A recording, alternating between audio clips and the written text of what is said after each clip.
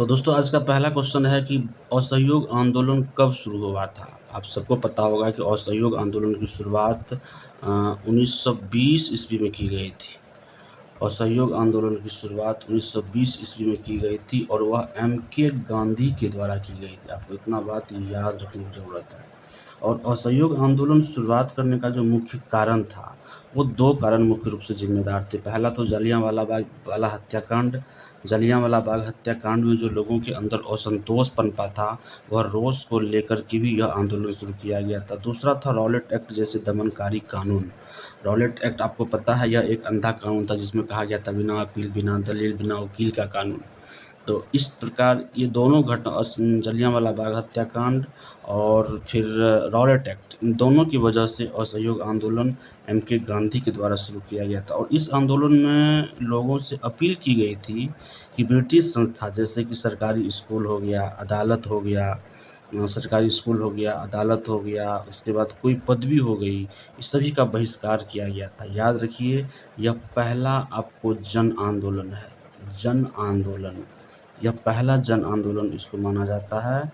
और इसमें छात्र, वकील, किसान और व्यापारी लोग सभी ने मिलकर बढ़-चढ़ के हिस्सा लिया था इस आंदोलन में। एक पॉइंट और याद रखिएगा, 1922 में जब चौरा-चौरी कांड होता है, कब? 1922 में। 1922 में चौरा-चौरी कांड के बाद महात्मा गांधी ने इस आंदोलन को स्थगित कर दिया था, यानी वापस ले लिया था। ये था आपका पहला क्वेश्चन। चलते हैं अब दूसरे क्वेश्चन की ओर। दोस्तों दूसरा क्वेश्चन है आपका कि जलियांवाला बाग हत्याकांड किस वर्ष हुई थी। आप सबको पता होगा जलियांवाला बाग हत्याकांड 13 अप्रैल 1919 को की गई थी। 13 अप्रैल 1919 ईस्वी को जलियांवाला बाग हत्याकांड अमृतसर में। बाग सुनने से लगता है यह कोई बगीचा होगा दोस्तों, ऐसा कुछ नहीं है। बाग एक बंद काल कोठरी मतलब बंद कमरा था जिसमें एक ही दरवाजे थे। और इस जलियांवाला बाग हत्याकांड में काफ़ी लोगों का नरसंहार हुआ था। और इसी जलियांवाला बाग हत्याकांड के बाद सैकड़ों लोग मारे गए थे, जबकि आधिकारिक तौर पर उसको कम दिखाने की कोशिश की गई थी। यह भी एक आक्रोश था। और इस घटना के बाद ब्रिटिश शासन की क्रूरता का प्रतीक बन गया। ये घटना जलियांवाला बाग हत्याकांड होने के बाद जो ब्रिटिश शासन की क्रूरता थी, वह क्रूरता का एक प्रतीक बन जाता है। और इसी के बाद पूरे देश में आक्रोश फैल गया और गांधी जी ने ब्रिटिश सरकार के खिलाफ व्यापक आंदोलन शुरू करने का निर्णय लिया था। याद रखिए, यह घटना भारतीय राष्ट्रीय आंदोलन में एक टर्निंग पॉइंट मानी जाती है। तो आपको याद रहेगा, जलियांवाला बाग हत्याकांड 13 अप्रैल 1919 को अमृतसर में हुआ था ये चीज़। अब हम चलते हैं नेक्स्ट क्वेश्चन की ओर। दोस्तों तीसरा क्वेश्चन आपके स्क्रीन पे है कि सविनय अवज्ञा आंदोलन की शुरुआत किस घटना से हुई थी। तो याद रखिए, सविनय अवज्ञा आंदोलन की शुरुआत पूछ रहा है आपको।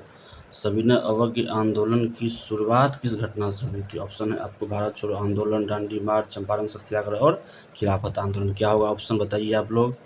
तो सविनय अवज्ञा आंदोलन की शुरुआत आप याद रखेंगे दांडी मार्च से हुआ था। कब हुआ था? दांडी मार्च से सविनय अवज्ञा आंदोलन की शुरुआत हुई थी। याद रखिए 1930 ईस्वी में। कब? 1930 ईस्वी में गांधी जी ने अंग्रेजों के नमक कानून को तोड़ने के लिए साबरमती से दांडी तक 200 कितने मील? 240 मील। कहाँ से कहाँ तक? साबरमती से और दांडी तक 224 मील की यात्रा करके नमक कानून को इन्होंने तोड़ा था। क्योंकि यह आंदोलन आम जनता तक भी पहुंचा। इसका रीज़न यही था आम जनता तक पहुंचने का कि नमक एक ऐसी वस्तु थी जो हर व्यक्ति की ज़रूरत थी। इस वजह से सविनय अवज्ञा आंदोलन आम जनता तक पहुंचा है। और इसी आंदोलन के बाद पूरे देश में लोगों ने कानून तोड़कर नमक बनाया, विदेशी वस्तुओं का बहिष्कार किया, टैक्स देने से भी इनकार कर दिया। याद रखिए, यह आंदोलन ब्रिटिश सत्ता को सीधा चुनौती देती थी। याद रखेंगे आप लोग, सविनय अवज्ञा आंदोलन की शुरुआत दांडी मार्च के बाद की गई थी। अब अगर चला जाए चौथे क्वेश्चन की ओर, तो आपको चौथा क्वेश्चन है भारतीय राष्ट्रीय कांग्रेस की स्थापना किस वर्ष हुई। आप सबको पता होगा क्वेश्चन है भारतीय राष्ट्रीय कांग्रेस की स्थापना पूछ रहा है। तो आप सबको पता होगा 1885 में भारतीय राष्ट्रीय कांग्रेस की स्थापना होती है और कहाँ होती है? मुंबई में होती है दोस्तों। कहाँ होती है? भारतीय राष्ट्रीय आंदोलन की शुरुआत 1885 में मुंबई में होती है। क्यों? एक बात और याद रखिएगा, यह कांग्रेस का जो सम्मेलन था, अधिवेशन था, यह होने थे पुणे में। कहाँ होने थे? पुणे में। लेकिन पुणे में प्लेग फैल गया था। प्लेग एक बीमारी है और इस प्लेग के फैलने की वजह से जगह को स्थानांतरित करके मुंबई में कराया गया। और 1885 ईस्वी में जहाँ पर हुआ था उस जगह का नाम था गोकुलदास तेजपाल संस्कृत कॉलेज।